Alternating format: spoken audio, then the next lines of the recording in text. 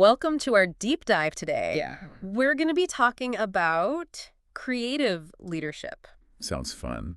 And it's not just for CEOs or managers, right? Right. Whether you're leading a team, a project, even your own creative endeavors, like understanding this stuff can really change the game. It really can. So When you it's- think about creative leadership, Yeah. you might picture brainstorming sessions and those aha moments, but it's really so much deeper than that. Okay. It's about cultivating a specific environment where innovation and get this happiness become driving forces for success. Okay, so the discipline of happiness. Mhm. That sounds interesting, but what does that actually mean? So think about companies like Google or Pixar, Yeah. known for their innovative cultures. Right. They understand that it's not just about beanbag chairs and ping pong tables, Mm. although those can help. Right. It's about consciously creating a workplace Mm-hmm. where people feel supported, safe to take risks, and empowered to bring their best selves to work. Yeah. And that's what fuels genuine happiness, Uh-huh. and in turn, unlocks some serious creative potential. So it's not just about being a boss. Right. It's about being a leader who inspires and empowers. Exactly. Like a conductor guiding an orchestra. A perfect analogy. Yeah. And there are certain qualities Okay. that these creative leaders seem to possess. Mm-hmm. They're visionaries, always looking ahead, Mm-hmm. spotting opportunities that others might miss. Okay. Take someone like Elon Musk. Sure. Love him or hate him, Right. he's a master at identifying future trends and then relentlessly pursuing them. He definitely brings a unique energy to the room. He does. Yeah, that's for sure. But it's not just about big personalities, is it? It's not. It's about fostering the right environment for the whole team to thrive. Absolutely. Okay. Creative leaders empower their teams. Mm-hmm. They trust them to experiment, Mm-hmm. to take ownership, and even learn from those inevitable stumbles along the way. Think back to the early days of Apple. Okay. Steve Jobs was famously demanding, Right. but he also gave his team incredible freedom to explore and innovate. And that trust and freedom probably led to some of those groundbreaking products we all use today. It's a key part of the equation. Yeah. These leaders also understand the power of adapting to change. Okay. It's not about resisting the unexpected. Right. It's about embracing it, almost like a dance move. So I'm picturing some CEOs out there practicing their tango moves as we speak. I love that visual. But seriously, how do these leaders handle change so effectively? Yeah. Because it feels like most people I know just get stressed and dig in their heels. There's a fascinating link between how our brains work and how these creative leaders operate. Okay. Have you ever noticed how you get your best ideas when you're relaxed? Oh, yeah. Maybe taking a shower or going for a walk. Totally. Yeah, That's when my mind starts making all sorts of connections. exactly. Yeah. That's your default mode network kicking in. It's like your brain's daydreaming mode, Hmm. and it's essential for creative thinking. Okay. But here's the thing. What's that? When we're stressed, Yeah. our brains switch to the executive control network, Okay. which is all about focus and survival, Got it. not coming up with the next big idea. So these leaders are somehow able to tap into that relaxed daydreaming state, even in the midst of chaos. They seem to understand, Okay. whether consciously or not, Yeah. that creating space for both focused work and relaxed brainstorming is key. That makes sense. And that's why you see companies implementing things like idea playtime, Idea playtime. where teams alternate between short bursts of brainstorming and focused work. Okay. It's literally giving your brain space to switch between those crucial networks. So they're not just telling people to relax. Right. They're creating systems and structures that actually support those brain states. Exactly. What other techniques are we talking about here? Well, one that always raises eyebrows is silly idea sessions. Silly idea sessions. Hear me out on this one. Okay, I'm listening. It's all about encouraging those wild, outlandish ideas, Mm-hmm. even the ones that seem totally impractical. Now, I know what you might be thinking. Yeah. Encouraging silly ideas. Right. Sounds like a recipe for chaos and wasted time. Maybe. But I'm curious, what's the thinking behind this? It's not about actually implementing those wacky ideas. Okay. It's about breaking down those mental barriers we all have. Mm-hmm. Think about it. When was the last time you felt truly free to express any idea that popped into your head? Oh, gosh. No matter how crazy, Yeah. that kind of playfulness and lack of judgment can unlock some surprisingly innovative thinking. It's like giving yourself permission to be a kid again, right? Exactly. Back when every idea was possible and failure wasn't a thing. That's a great way to put it. Yeah. And it helps to create a more relaxed and fun atmosphere, Right. which, as we discussed, is crucial for getting those creative juices flowing. Remember, stressed brains aren't exactly innovation powerhouses. This is fascinating. It is. It's like creative leadership is a blend of science, psychology, and maybe even a bit of artistry. I like that. But how does all of this translate to, say, running a meeting or managing a team project? Yeah. Is there like a specific formula these leaders follow? Well, there are some key principles they often incorporate. Okay. And they all tie back to this idea of creating the right environment for creativity to flourish. One that often gets overlooked is the power of continuous learning. Okay. Remember that amazing neuroplasticity of our brains we talked about? Yeah. It means we're constantly evolving and adapting. It's like we're all talking examples of lifelong learning, whether we realize it or not. Precisely. Yeah. And smart leaders tap into that. Okay. They encourage things like skill swaps or lunch and learns, where team members teach each other new skills. I love that. Yeah. So not only does this boost everyone's knowledge base, but it also fosters a sense of collaboration and sparks new ideas. Exactly. It's like cross-pollinating minds. I love that analogy. It's like that saying, if you want to learn something, well, teach it. You have to really engage with the material to explain it to someone else. Absolutely. Plus, it helps break down those silos that can form in teams, right? It does. Yeah. And it creates a culture where everyone feels valued for their unique expertise. So it's not just about brainstorming in isolation. Yeah. It's about fostering a dynamic exchange of knowledge and ideas within the team. That's a great way to put it. Yeah, and this leads to another key principle, Okay. managing stress. Okay. We live in a world that's constantly demanding our attention, and that takes a toll on our creativity. It really does. Sometimes it feels like my brain is running on fumes by the end of the day. I hear you. And this ties back to what we discussed about how stress hinders those creative parts of our brains. Right.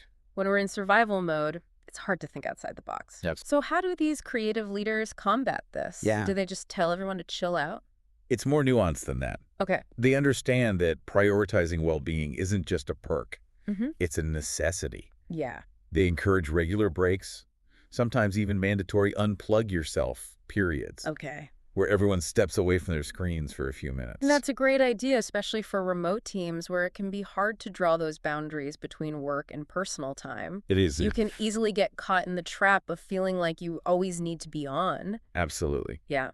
And they're not afraid to incorporate team-building activities that promote relaxation and connection. Okay. Not just the typical trust falls and escape rooms. So it's not about ignoring the stress. Right. It's about actively creating spaces for people to de-stress and recharge. You got it. Makes sense. And it all contributes to another crucial element. What's that? Psychological safety. Psychological safety. But think about it. Have you ever been in a meeting where you had a great idea, Totally. but you were hesitant to share it because you were afraid of judgment? Oh, all the time. Yeah. Especially when you're surrounded by people who seem like they have all the answers. That's exactly what creative leaders try to avoid. Okay. They understand that for people to truly contribute their unique perspectives, they need to feel safe to express themselves without fear of ridicule or being shut down. So it's not just about being nice. Right. It's about creating a culture where people feel genuinely respected and heard, even if their ideas are a little out there. Precisely. Yeah. And this ties into another technique they often use. Okay. Share the fail sessions. Let's share the fail. Now, this might sound counterintuitive, but hear me out. Okay. I'm all ears. Sharing failures doesn't sound very inspiring. It's not about dwelling on mistakes. Okay. It's about normalizing them as part of the creative process. Think back to any major innovation, whether it's the light bulb or the iPhone. Yeah. Do you think those inventors got it right on the first try? Definitely not. I bet there were tons of prototypes and failed experiments along the way. Exactly. Yeah. And by encouraging teams to openly discuss their failures, you create a culture where people aren't afraid to take risks and learn from their mistakes. So it's about turning those oops moments into valuable learning experiences. Exactly. Yeah. It's about shifting our mindset from seeing failure as a setback to seeing it as a springboard to something better. Think of it like this. Every failure is simply data. It's information that helps you refine your approach and make better decisions next time. I love that. And those share the fail sessions create a safe space for people to openly discuss those experiences, learn from each other, and realize that making mistakes is a normal part of the process. Absolutely. It takes the shame out of failure and transforms it into a valuable learning experience. It does. And it builds resilience. It does. Yeah. When you learn to embrace failure as part of the journey, you're less likely to be discouraged by setbacks. You develop a growth mindset, a belief that you can learn and improve even when things don't go as planned. Which is essential in any field, but especially in those that require creativity and innovation. Absolutely. You're constantly pushing boundaries and experimenting, so those inevitable stumbles become part of the process. Exactly. And that's where creative leaders excel. Okay. They don't just tolerate failure. They encourage it. They encourage failure. They understand that without the freedom to experiment and make mistakes, true innovation is nearly impossible. And they lead by example, right? They do. They're not afraid to admit their own mistakes, showing vulnerability and reminding everyone that even the most successful people don't have all the answers. It's so important. Yeah. That kind of authenticity and vulnerability builds trust and respect within a team, creating an environment where people feel safe to take risks and explore new possibilities. And remember all that talk about psychological safety. Oh, yeah. That's where it all comes full circle. It does. When people feel safe, supported, and respected, they're more likely to be their authentic selves. Yes. Which is essential for creativity and innovation. Exactly. It's like they're saying, we're all in this together, we're going to make mistakes, we're going to learn, and we're going to grow together. That's the spirit. And it all ties back to injecting joy into the workplace. It does. Remember how we were talking about dopamine being a creativity supercharge? Yeah. Well, joy is one of the most powerful ways to trigger that dopamine release. It's true. Yeah. Joy boosts our energy levels, enhances our creativity, and strengthens our connections with others. And as we've discussed, it makes perfect sense from a neuroscientific perspective. It does. When we experience joy, our brains light up like a Christmas tree, Like there's a bit. priming us for creative thinking and problem solving. Yeah. So it's not just about feeling good, it's about literally optimizing our brain function for creativity and productivity. Exactly. I'm sold. But how do leaders actually inject this joy into their teams? Do they bring in clowns and confetti cannons? It can be much simpler than that. Okay. It's about celebrating small wins, encouraging people to share their accomplishments, Right. and incorporating fun and engaging activities into the workday. Mm. Think about it. When was the last time you had a good laugh during a work meeting? Honestly, I can't remember, but that doesn't mean it's not possible. Right. Maybe we've just gotten too serious and focused on getting things done. That's a big part of it. Yeah. We've somehow lost sight of the fact that work can be enjoyable, even fulfilling. And creative leaders are reminding us that bringing joy back into the equation isn't just good for morale. Right. It's good for business. Yeah.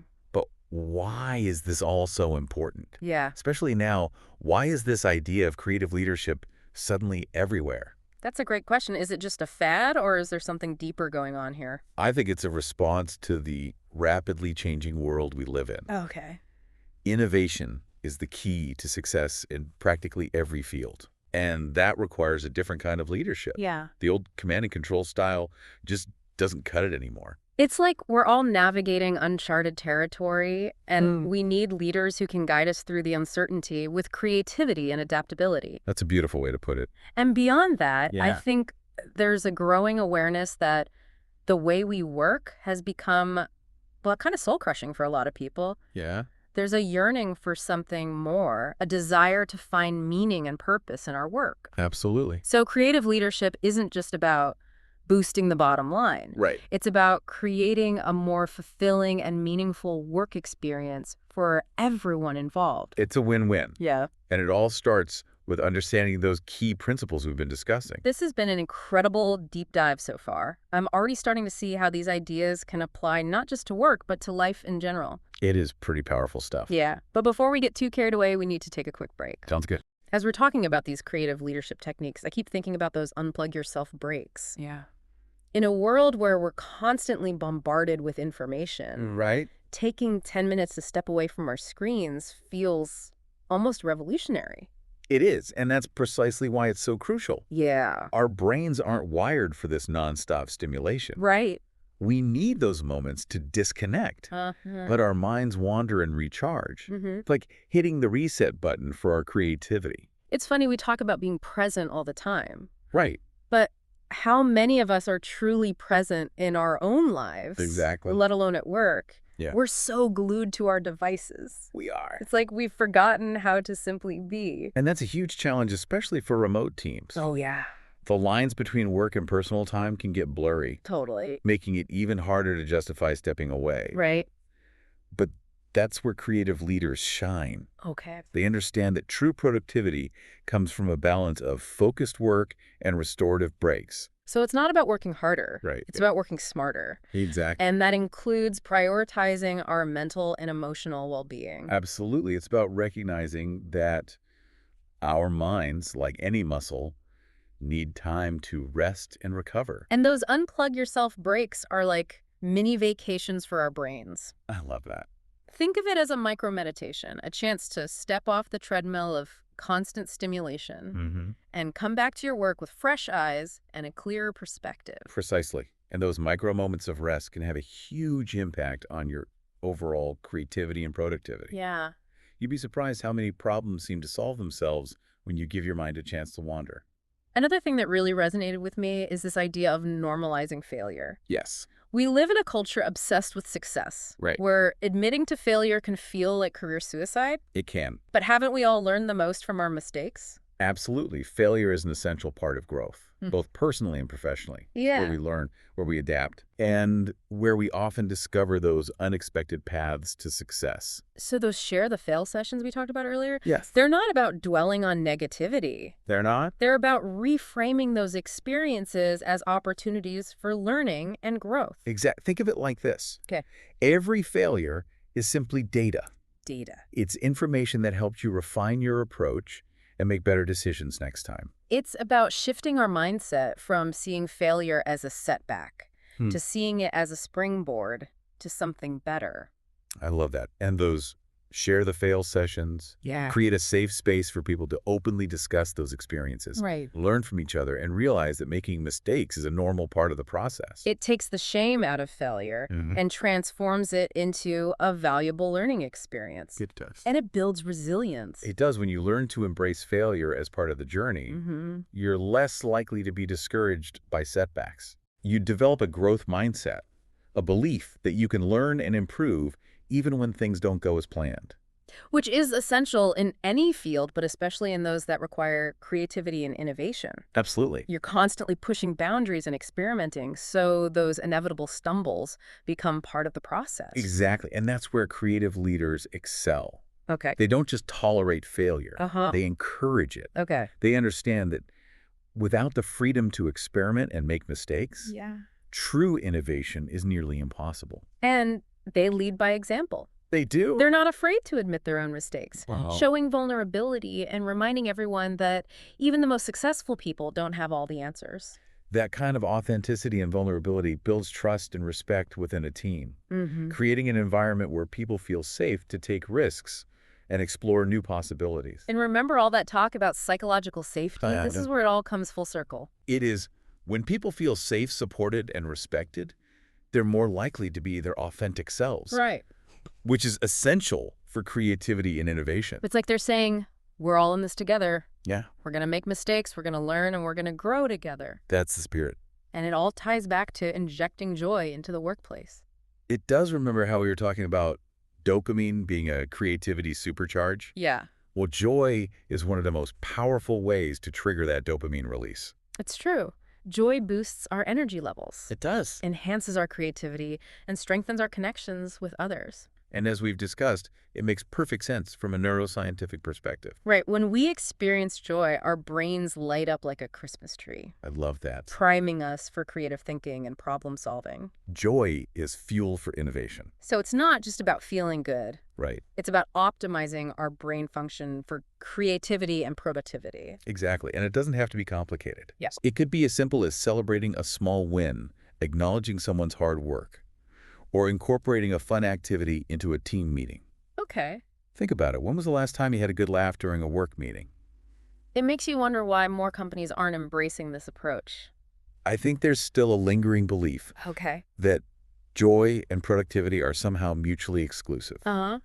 that you can't be both happy and successful at the same time. Right.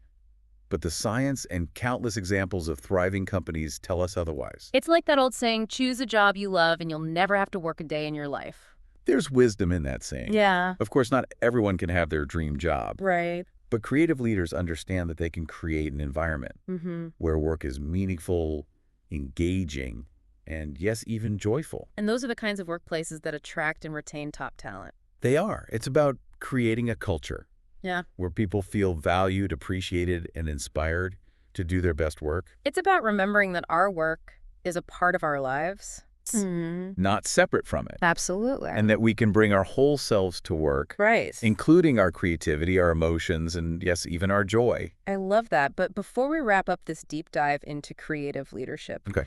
I think it's important to address the why now question again. Okay, the why now? Why is this approach to leadership so vital in our ever-evolving world? What's changed?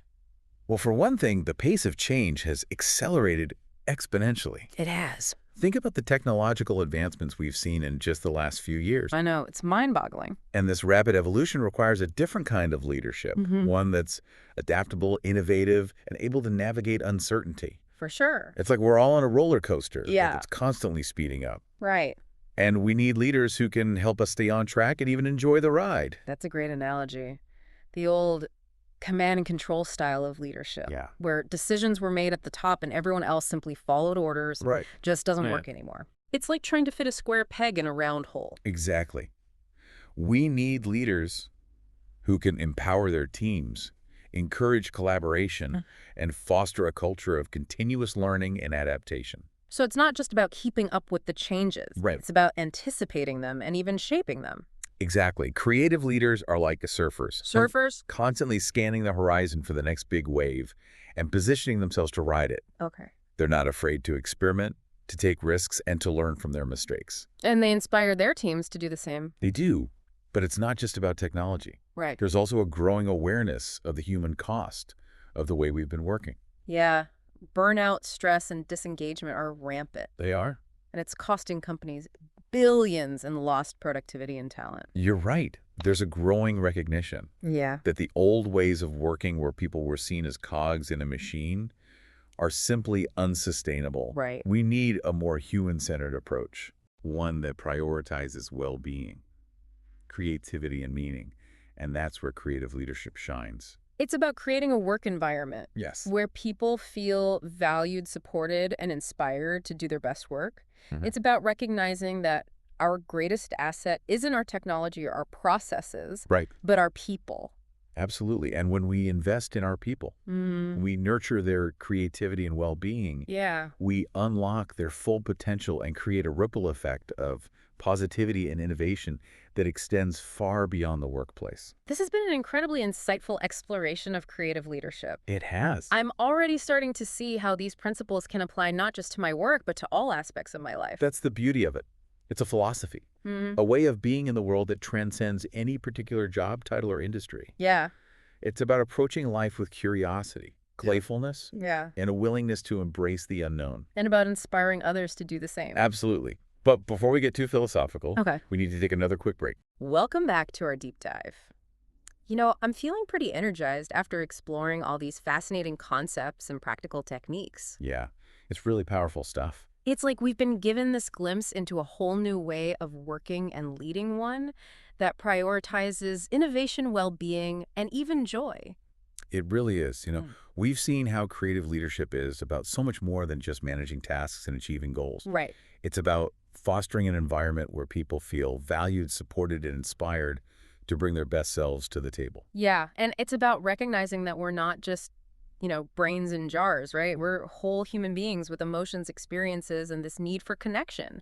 We are? It's like we've been trying to solve a complex equation using only half the variables. That's a great way to put it. You know, creative leadership is about embracing a more holistic approach, recognizing the interconnectedness of our minds, our bodies, and our emotions. Right. You can't expect to be creative and innovative if you're constantly stressed, exhausted, and disconnected from yourself and each other. Exactly. It's like trying to grow a plant in a dark closet. Right. It might survive, but it's not going to thrive. Exactly. Creative leadership is about creating the optimal conditions for growth, both for individuals and for teams. Okay. It's about providing the right kind of light, nourishment, and space for those creative seeds to blossom. And it's about recognizing that our greatest asset isn't our technology or processes, Right. or even our brilliant ideas, but our people. Our people, they're the roots that sustain everything else. So what does all of this mean for you, our listener? Yeah. Whether you're leading a team, a project, or just navigating your own creative journey, I think there's some key takeaways from today's deep dive. Absolutely. First and foremost, remember that creative leadership isn't a destination. Okay. It's a journey. A journey. It's about embracing continuous learning, experimentation, and adaptation. So it's about celebrating those aha moments. Yes. Learning from the inevitable stumbles, and always seeking out new perspectives and possibilities. It's about cultivating a mindset of curiosity, playfulness, and a willingness to step outside your comfort zone. So you're saying it's about giving yourself permission to daydream, Yes. to ask what-if questions, and to see the world through a lens of wonder and possibility. I love that. And it's about fostering a culture of support, respect, and psychological safety, Okay. both for yourself and for those around you. Right. Remember, creativity thrives in environments where people feel safe to express their ideas, take risks, and learn from each other. We've explored some practical exercises that can help you cultivate these qualities, from idea playtime and silly idea sessions to unplug yourself breaks and share the fail sessions. Those are some good ones. Remember, even small changes can make a big difference. They can. It's about taking those first steps and seeing where they lead you. As you embark on this journey of creative leadership, I want to leave you with this final thought. Okay, I'm listening. Imagine a world where every workplace, every team, and every individual embraces these principles. Wow. What would that world look like? Yeah. What kind of innovations, solutions, and breakthroughs might emerge? That's a powerful image. A world where creativity, collaboration, and joy are the driving forces behind everything we do. It's a world worth striving for. It is. And remember, the power to create that world lies within each of us. Thanks for joining us on this deep dive into the fascinating world of creative leadership. It's been a pleasure. We hope you've gained some valuable insights and inspiration to take with you on your own journey. Until next time, keep exploring, keep creating, and keep embracing the power of joy.